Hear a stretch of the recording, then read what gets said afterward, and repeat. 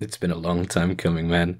Ever since the first Only Way to Play guide, back all those years ago, the one guide that's been requested more than anything else is finally going to be ignored yet again, so I can bring you something no one asked for. Another Wraith King guide. And no, not Crit Wraith King, another Wraith King guide.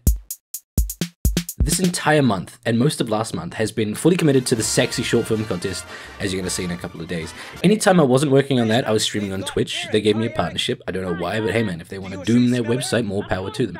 Maybe you guys caught a couple of minutes here and there. I finally revealed after all those years that something that I really sort of forgot to actually elaborate on at all, and which is probably something important to elaborate on. I'm actually Divine 5. I'm not bad at this game, but here's something that'll really bake your noodle.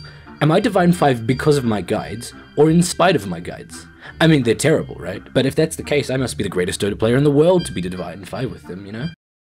Something I made sure not to show you on stream, though, was this build. I faked left with the live-streamed Crit Wraith King build, and then came in with a Sucker Punch to reveal that that's the opposite of the strat we're going towards now.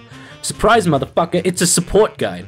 A Wraith King support guide that works at Divine 5. It even works in pro games. Or, well, Puppy did it literally once, and it just so happened to be on the winning team while doing it. Naysayers will shoot it down and say he won because of his teammates carrying harder than Puppy going Wraith King support could throw, but they're scared, man. This is the new world order, and they're afraid that we're going to be dismantling the system, man. We're playing Wraith Kings as supports and Crystal Maidens as carriers. Fuck the meta, dude. We own the meta. Maybe. First, let's actually elaborate on the build itself, eh? Wraith King support is eerily similar in a lot of ways to two other out-of-meta support roles, Vengeful Spirit and Sven. Venge is the more common support of the three, but that doesn't automatically mean the best. All three give auras, one gives base damage increase, one gives lifesteal, one gives armor. All are better than the others given the right circumstance. All can do their job with no farm, but can transition into cores with farm, and all can function at level 1 and immediately start getting kills. So let's talk about that. I'm ignoring Sven's AoE-ness for now. It's useful, yeah, but in the early game, most of the time a kill is achieved by focusing everything on one person, you know? So let's compare. In damage, Sven and Venge tie at 100, Wraith King lags behind at 90. Cast range, Sven wins at 600, Venge and Wraith King lag behind at 500 and 525 respectively. They all share the same cast animation at around 0.3. So with all of these stats being nearly tied, I guess it all comes down to duration, eh? And Wraith King takes it by a fair amount. Venge is 1.2, Sven is 1.7. Wraith King is 2 seconds even, and then a 2-second slow right after, and a cooldown of 8 seconds. Wraith King's stun has a 50% uptime. This all seems to be arguing the minutia, but come on man, cut me some slack. I have to cheat in any way I can to justify to my teammates why Wraith King support is actually really good, guys, believe me. Keep in mind, I haven't actually finished explaining my mad and bad ideas yet, you know? It's just I like to keep these video scripts organized so I can see when and where I start going off on tangents. So here, pick him first. It is, in fact, the most important part of the strat, because your enemies aren't woke. Unless they're literally subscribers of this channel and your name is set to Edge for some reason, they aren't going to suspect you're playing support, because nobody picks Wraith King support. But that's also assuming that people as good as me, and better than me, would be still watching my guides. That'd have to be if I find myself in a game against them, right? Here's the thing. Is there any one of you out there that's secretly a pro player on an anonymous YouTube or Patreon account watching my videos without wanting to be seen? Leave a comment below if that's the case, please, and tell me who you are, Eternal Envy. But here, there's a weird thing that happens when you pick Meebo first. He is all of a sudden the center of attention, you know? Everybody picks to counter him. Same with Brood, same with Storm Spirit, same with Huskar. Wouldn't it be an amazingly slick move to then play them as supports, making their counters worthless and completely focused on countering the position 4? Unfortunately, you can't do that, because Brood Mother's hard to justify. Huskar doesn't really work, but you can with Wraith King. In fact, that's literally what happened in the infamous Secret versus Infamous game, where Puppy picked him first. Infamous built to stop him. They built Mana Burn, they picked PL. And they picked PL immediately, for fear that Secret would just ban him in the next phase. And it was the greatest bamboozle in recent Dota history. Pick Wraith King first, then tell your team over and over, I'm going to support, pick around this, but try not to tell the enemy team.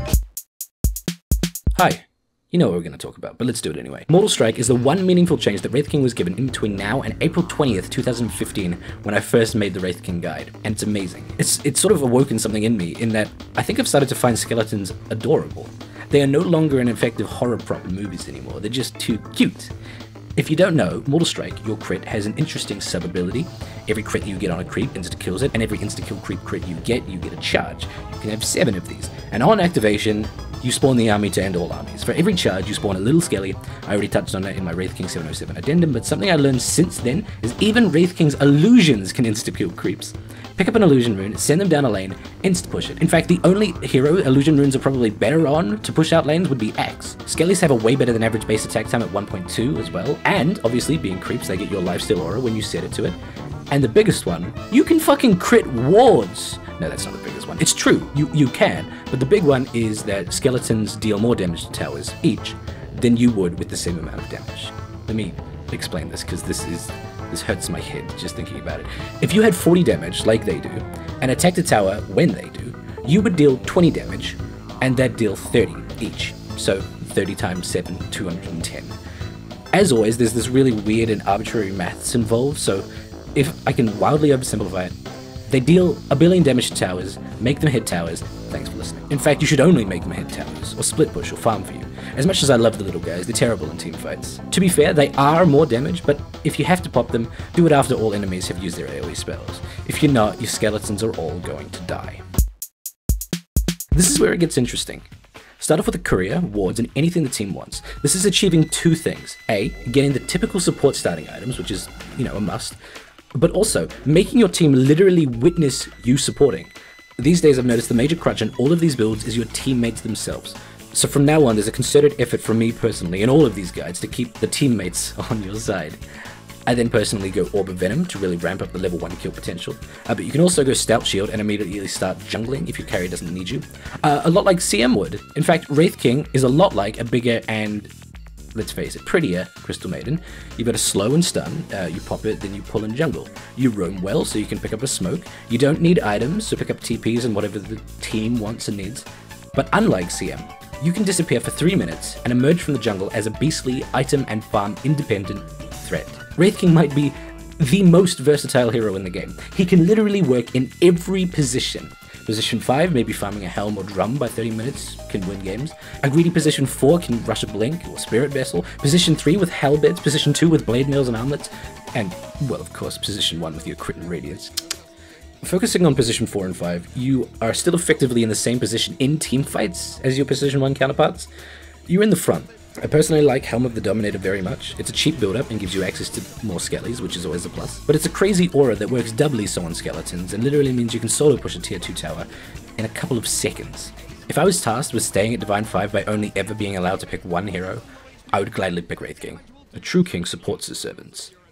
Unfortunately, since the one true king was removed from the game in 2014, Wraith King will have to do it instead.